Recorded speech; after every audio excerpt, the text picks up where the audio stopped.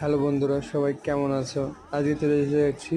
আজকে খুব দেখে নেবো আমরা খুব সহজে আমরা নারকেল গাছ কীভাবে রং করতে পারি। এখানে আমি ডোমসে 25 সেটের ওয়েল পেস্টার ইউজ করছি। এখানে প্রথমে ব্যাক দিয়ে হালকা করে ঘষে নিলাম, তারপর খয়েরিটা শুইয়ে শুইয়ে একটু হালকা করে দিলাম আগের দিকটা।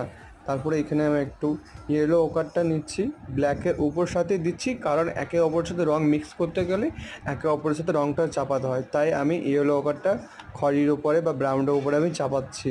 এরপর আমি ডিপ গ্রিন নিয়ে একটা দাগ দিয়ে দিলাম নারকেল গাছের পাতাতে।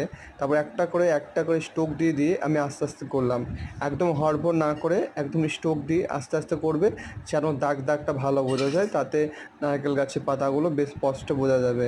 এখানে আমি গোটায় দেওয়ার পর একদম দিয়ে দিচ্ছি আস্তে আস্তে স্ট্রোক দিয়ে দিয়ে। তারপর দেখে নেবো আমরা কীভাবে করছি। না তো তোমরা দেখতে থাকো কীভাবে করছি।